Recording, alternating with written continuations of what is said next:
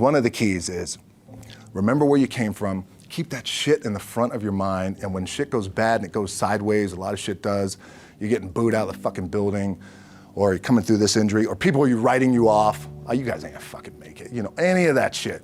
You gotta keep it in here. And it really has to, it should drive you.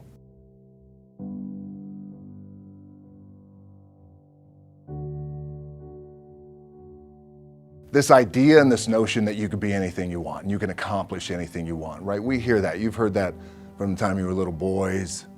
You hear that now. You're already incredibly accomplished. You can win an NBA championship, MVP of the league. You could become president.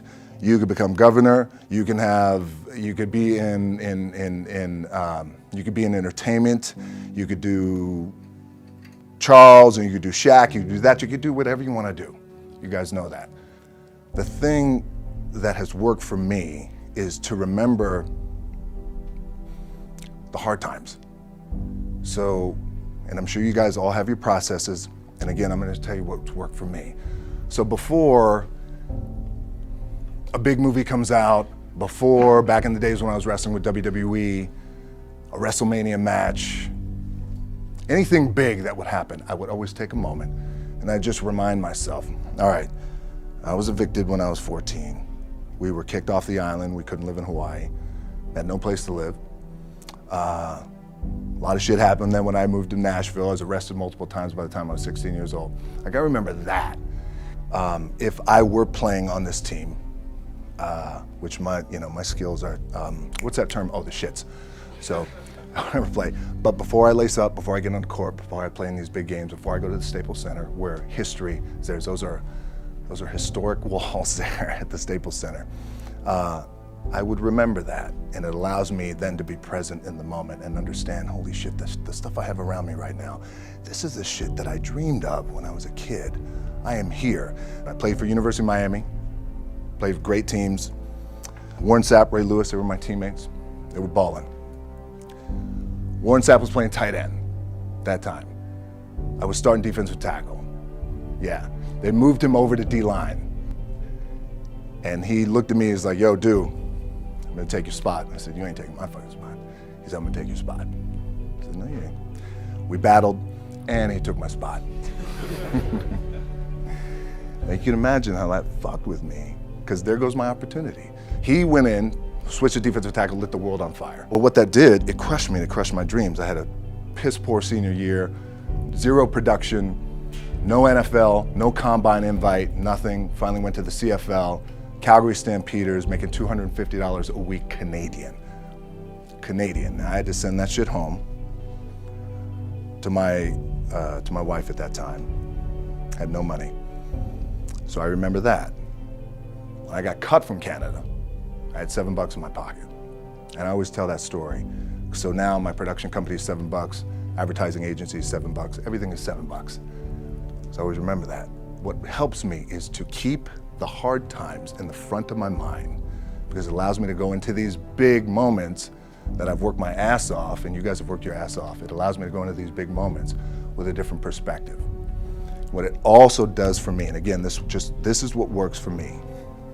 Like, I keep my back, excuse my language, my back is up against this motherfucker every day. It's against this fucking wall. Excuse my language, ladies in the room. But it's up against this motherfucker because it's what I believe in. And when my back is against this motherfucker, then there's nowhere to go. But that way. That's it. So I feel like this could be something, an ideology and mindset that could help you, if you look at it that way. Because you made it already. We made it. We're successful boys, and we're lucky boys to be where we're at. Oh, you guys made it. Everybody's rich in the room. Nobody's gonna get evicted anymore. Anything you got, there's no more money problems, right? You got a lot of hands out now. Hey, can I get a little bit? Can I get a little bit? Right, that happens. But when you make it, for me, I need this. I need this. So every day, my back is up against this motherfucker, and this is how I operate. Now, doesn't mean you don't smile, Doesn't mean you don't laugh and joke, right? You're happy, I'm a happy guy. But when it comes to business and when it comes to executing, it's up against this. And I gotta go that way. And I don't give a fuck who is in front of me. They're not gonna stop me. I feel like for me, it feels seamless because you prepared for so long, but it's just like you guys prepping for a game. That's the fun part. That's where it's like, fuck, it's fun, man. People are paying their hard-earned dollars to come see you. They're cheering, they're going bananas, they're booing the shit out of you or on the road. That's fun. That's what you live for. I mean, that's the juice right there. The prep is where the character's made. And I just don't mean the character I play, I mean the character in here. So for me, the prep is getting with the director, getting with the producers, getting with the writers, so in essence, it's like getting with all your coaches and your different position coaches and all the meetings that you have to have, right? So that's the work you put in. The key for me was, where does it start? What's the anchor? What's the anchor? So I could have all these ambitions and you guys have all these ambitions, which is great. It's important. I'll play this role, you'll play that role. I'll execute this thing and it'll come out this summer. You guys will execute this thing during the summer, right? When it's time to really put in a lot more work. But the key with me is just always finding what the anchor is. And the fucking anchor is getting up at 4 o'clock in the morning every day before anybody else and grounding my thought process is in the no one will outwork me. No one. I love and I respect you guys. You motherfuckers won't outwork me. All starts with this. 2 hands, putting in the work. The anchor for me has always been the work in terms of the weight room training. So when I first started wrestling, I was 6 years old, rolling on the mats with my dad. My old man, a lot of you guys will know this. Yeah, Rocky Johnson. My old man was Rocky Johnson. He was the first black WWF at that time. First black WWE tag team champions with Tony Atlas back in 1983. My uncles were Wild Samoans. I come from a long line of pro wrestlers. But before the wrestling part happened, I was just in the gym putting in the work at 6 years old, rolling around on the mats. And finally, when I could touch weights at 13, that's what I was doing.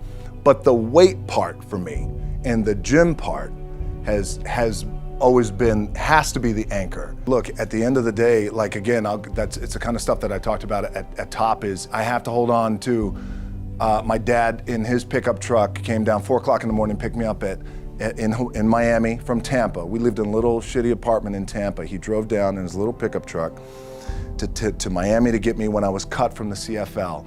I was driving up I-75. I don't know if you guys are from Florida, any of you guys, if you know, I-75 is like, especially down in Florida, Alligator Alley. I'll never forget it. It's 4 o'clock in the morning. And I thought, well, fuck. I leave home like you guys left home. I'm ready to tackle the world, get after it, achieve my dreams and goals. Fucking crushed by 22, 23 years old. Now I gotta move back in with my mom and dad. I played on great teams though. Wait a second, this is not supposed to be my future. I'm supposed to be in the NFL right now. I'm supposed to be making a lot of coin and buying my parents shit, buying me shit, taking care of my wife, but it never happened. So I pulled out my wallet, I thought, well, let me see how much money I have. I opened it up, I had a 5, a 1, and change.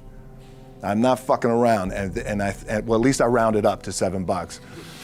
But I thought, God, ain't this a bitch? I got $7 in my pocket. Where the fuck do I go now? What do I do? I can't go back to CFL, because the point comes where you hear that voice, the big run's over. Like, you're done, right? So I heard that voice.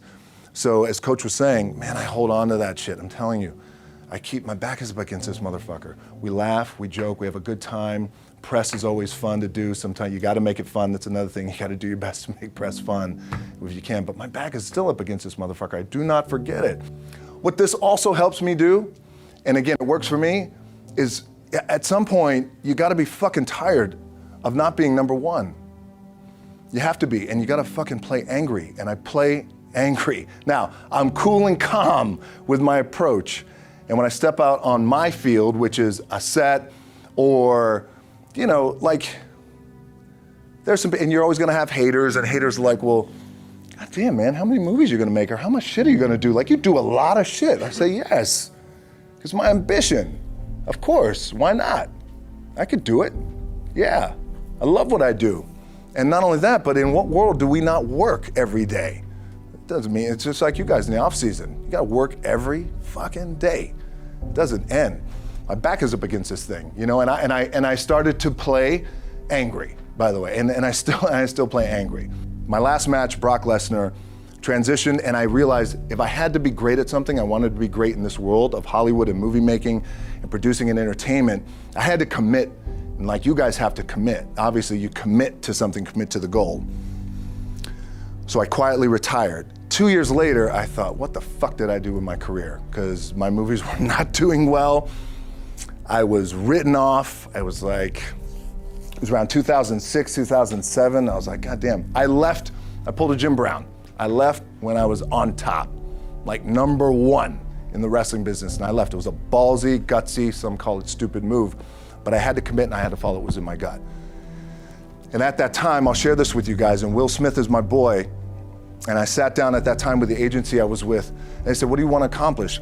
I said, I want to accomplish the world. I want the world, and I want Will Smith's career, and I said, and I mean this respectfully because I know he's here at this agency with us, I want to do it bigger and better. And they looked at me like I had 3 fucking heads, and they were like, okay.